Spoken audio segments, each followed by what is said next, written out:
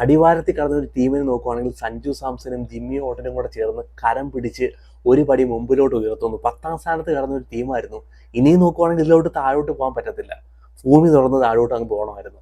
പക്ഷെ അവിടുന്ന് നോക്കുവാണെങ്കിൽ സഞ്ജു സാംസണും ജിമ്മി ഓട്ടനും സി എസ് കെയുടെ ഫുൾ ടീമും കൂടെ ചേർന്ന് കരം പിടിച്ചാണ്ട് 9ാം സ്ഥാനത്തേക്ക് പിച്ച എന്ന് പറഞ്ഞ പോലെ ഒരു പടി മുമ്പോട്ട് വെക്കുന്നു. കിടിലം പെർഫോമൻസ് കാഴ്ചവെക്കുന്നു സി എസ്. ഇന്ന് നോക്കുവാണെങ്കിൽ ബാറ്റിംഗ് ക്ലിക്ക് ആയപ്പോഴത്തേനും ബോളിംഗ് ക്ലിക്ക് ആവുന്നു, ബോളിംഗ് ക്ലിക്ക് ആയപ്പോഴത്തേനും ഫീൽഡിങ് ക്ലിക്ക് ആവുന്നു. എടുത്തു പറയേണ്ട ഇന്ന് രണ്ട് ടീമിന്റെ ഡിഫറൻസ് നോക്കുവായിരുന്നെങ്കിൽ ഫീൽഡിങ്ങിലായിരുന്നു. ഡൽഹി നോക്കുവാണെങ്കിൽ 3 ക്യാച്ചസ് കൊണ്ട് കളഞ്ഞു. സഞ്ജു സാംസൺ നോക്കുവാണെങ്കിൽ 52 റൺസിൽ വിട്ട് കളയുന്ന ഒരു ക്യാച്ച്. സഞ്ജു സാംസൺ വന്നിട്ട് 115 റൺസ് എടുക്കുന്നു. അതുപോലെ തന്നെ ആയുഷ് മാത്രയുടെ ഒരു stumping chance K L Rahul കൊണ്ട് വിട്ട് കളയുന്നു. ആയുഷ് മാത്ര വരുന്നു, 59 റൺസ് എടുക്കുന്നു. പിന്നെയും ആയുഷ് മാത്രയുടെ ഒരു ക്യാച്ച് ഡേവിഡ് മില്ലറിനെ കൂടെ ഒരു ഫീൽഡർ കൊണ്ട് വിട്ട് കളയുന്നു. സോ ഇന്ന് ഡൽഹി തോക്കാനുള്ള മെയിൻ കാരണം അവർ ക്യാച്ചസ് വിട്ട് കളഞ്ഞതാണ്.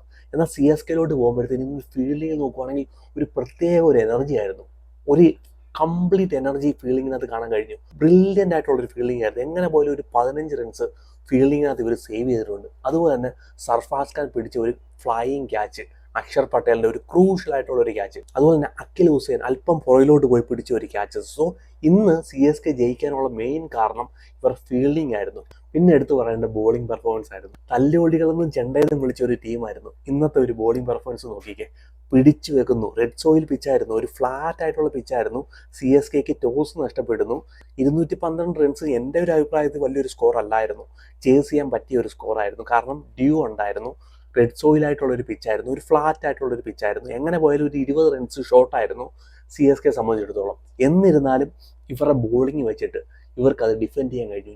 ജിമ്മി ഓട്ടന്റെ ബോളിംഗ് എന്നാ കിടിലം ബോളിംഗ് ആയിരുന്നു. മറ്റൊരു ജോയ് ഷേസ്ലൂഡ് ആയിരുന്നു ആ ഹിദ്ദയുടെ കാർഡ് എറിയുന്ന ഒരു ബോളർ. നിർണായകമായിട്ടുള്ള 4 വിക്കറ്റ് വന്നെടുക്കുന്നു, നിർണായകമായിട്ടുള്ള 4 വിക്കറ്റ്. ഡേവിഡ് മില്ലറിനെ നോക്കുവാണെങ്കിൽ ലെഗ് സ്റ്റമ്പ് തെറിച്ചു പോയത് ഡേവിഡ് മില്ലർ അറിഞ്ഞ പോലുമില്ല.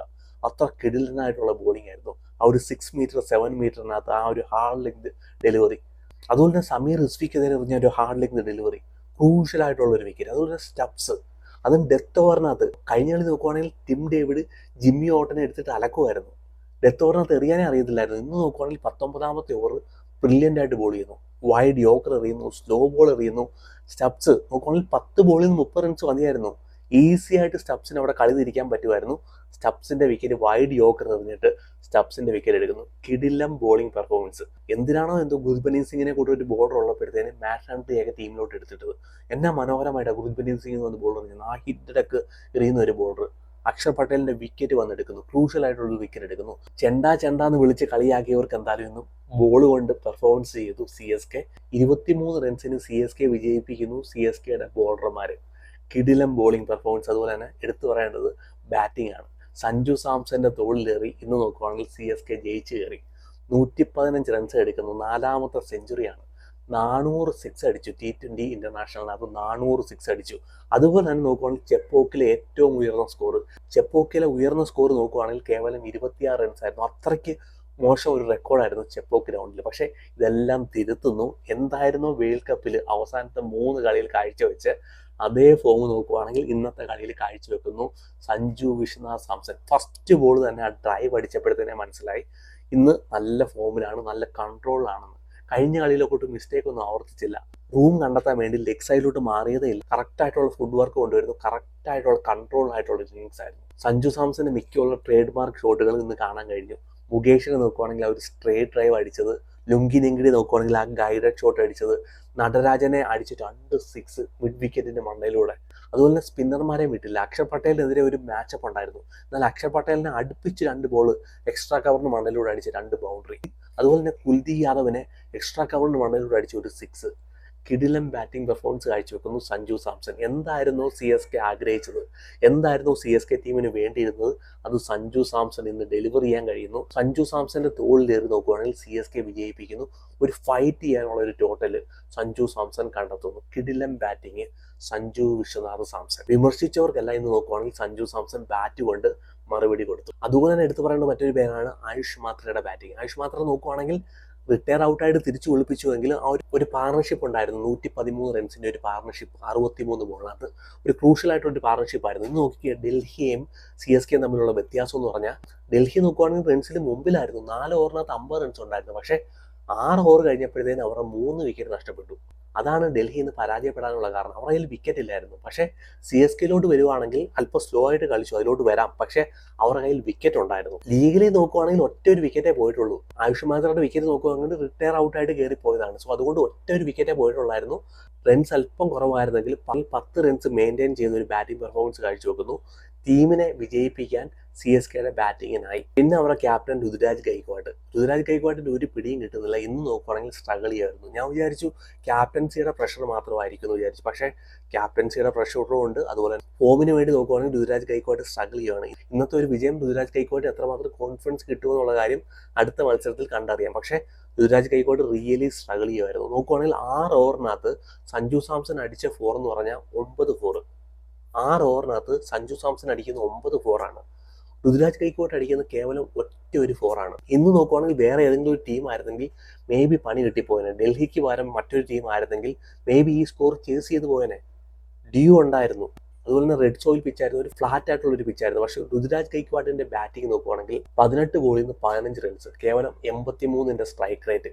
ടീമിന് നോക്കുവാണെങ്കിൽ പണി കൊടുക്കുന്ന ഒരു ബാറ്റിംഗ് തന്നെയാണ് ഋതുരാജ് ഗൈക്വാഡ് കാഴ്ചവെച്ചത്. പക്ഷേ സഞ്ജു സാംസണും അതുപോലെ തന്നെ ശിവൻ ഡുബെ അവസാനം വന്നുള്ള ഒരു ഫാസ്റ്റ് ആയിട്ടുള്ള ഒരു ഇന്നിങ്സ്, ഒരു 212 എന്ന് പറയുന്ന തരക്കേടില്ലാത്ത ഒരു സ്കോർ.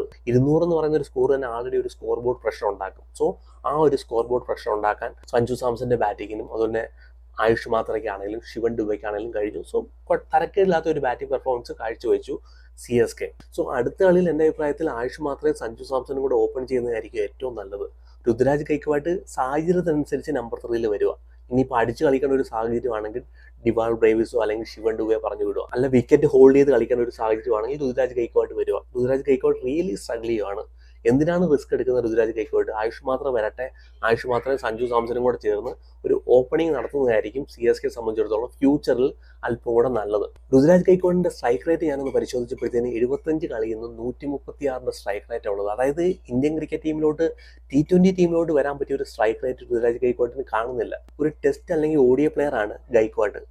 T20 എത്രമാത്രം സൂട്ടബിൾ ആണെന്നുള്ള കാര്യത്തിൽ കണ്ടറിയണം. അല്ലെങ്കിൽ ഋതുരാജ് ഗൈക്വാഡ് തന്നെ പ്രൂവ് ചെയ്യേണ്ടതായിട്ടുണ്ട് ഞാനൊരു T20 പ്ലെയർ ആണെന്നുള്ളത്. ഈ സ്ട്രൈക്ക് റേറ്റ് 136 സ്ട്രൈക്ക് റേറ്റ് വെച്ചിട്ട് ഈ കാലത്ത് പിടിച്ചിരിക്കുമെന്ന് വെച്ചാൽ വലിയ പാടാണ്. ഒരു സ്ഥാനത്ത് സൂര്യവംശി, മറ്റൊരു സ്ഥാനത്ത് അഭിഷേക് ശർമ്മ, സഞ്ജു സാംസൺ, പ്രിയാൻഷ് ആര്യ, പ്രഭാബ് സിംബരൻ, ശ്രേയസ് അയ്യർ, അങ്ങനെ ഒരുപാട് പേര് ഇന്ത്യൻ ക്രിക്കറ്റ് ടീമിലോട്ട് തിരിച്ചു വരാൻ വേണ്ടി നോക്കിയിരിക്കുകയാണ്. സോ ആ സ്ഥാനത്ത് ഈ ഒരു സ്ട്രൈക്ക് റേറ്റ് വെച്ചിട്ട്, ഈ ഒരു ബാറ്റിംഗ് പെർഫോമൻസ് വെച്ചിട്ട് ഇന്ത്യയുടെ T20 ടീമിലോട്ട് എങ്ങനെ കയറി വരാൻ കഴിയുമെന്നുള്ള കാര്യം കണ്ടറിയണം. ഇങ്ങനെ ബാറ്റ് ചെയ്യുവാണെങ്കിൽ ഇന്ത്യയുടെ ODI ടീമിലോട്ടും കയറി വരുവാന്ന് വെച്ചാൽ ഗൈക്വാഡിനെ സംബന്ധിച്ചിടത്തോളം പ്രയാസമായിരിക്കും. പിന്നെ ഇനി ഡൽഹിയുടെ ബോളിങ്ങിലോട്ട് വരുവാണെങ്കിൽ ബോളിംഗ് റൊട്ടേഷൻ, അനാവശ്യമായിട്ടുള്ളൊരു ബോളിംഗ് റൊട്ടേഷൻ ഇന്ന് അവരെ പരാജയപ്പെടുത്തി. പവർ പ്ലേക്കകത്ത് തന്നെ ഡൽഹി പരാജയപ്പെട്ടു എന്നുള്ളതാണ്. ബോളിങ്ങിനകത്ത് അക്കിബ് നബിയെ കൊണ്ടുവരുന്നു, മുകേഷിനെ കൊണ്ടുവരുന്നു. പവർ പ്ലേക്കകത്ത് ഒരു ഇമ്പാക്റ്റ് ഉണ്ടാക്കാൻ അക്കിബ് നബിക്ക് കഴിഞ്ഞില്ല. പവർ പ്ലേക്കകത്ത് ലുങ്കി ഇംഗ്ഡിയും മുകേഷ് കുമാറും കൂടെ ചേർന്ന് എറിയുമായിരുന്നെങ്കിൽ മേ ബി എന്തെങ്കിലും ഒരു ഇമ്പാക്റ്റ് ഉണ്ടാക്കാൻ കഴിയാനെ, മേ ബി പവർ പ്ലേക്കകത്ത് വിക്കറ്റ് പോകാൻ കഴിയാനെ. ഇന്നത്തെ ഒരു ബോളിംഗ് റൊട്ടേഷൻ നോക്കുവാണെങ്കിൽ അക്ഷർ പട്ടേലിന്റെ ഒരു ബ്രില്യൻ്റ് ആയിരുന്നില്ല ബോളിംഗ് റൊട്ടേഷൻ. നടരാജൻ നോക്കുവാണെങ്കിൽ നല്ല രീതിയിൽ അടി വഴങ്ങി. 4 ഓവറിനകത്ത് 54 റൺസാണ് വഴങ്ങുന്നത്. 13 എക്കണോമി. അതുപോലെ തന്നെ കുൽദീപ് യാദവ് 2 ഓവറിനകത്ത് 24 റൺസ് വഴങ്ങുന്നു.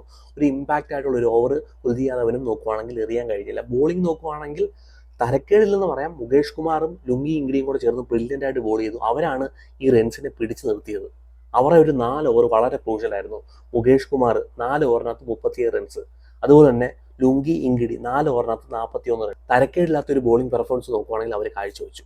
പിന്നെ ഡൽഹിയുടെ ബാറ്റിങ്ങിലോട്ട് പോവുകയാണെങ്കിൽ നല്ലൊരു സ്റ്റാർട്ട് കിട്ടി. 4 ഓവറിനകത്ത് 50 റൺസ് കിട്ടിയ ഒരു ടീം ബാറ്റിങ്ങിനകത്ത് കൊളാപ്സ് ആവുന്നു, വിക്കറ്റുകളെ കൊണ്ട് വലിച്ചെറിയുന്നു.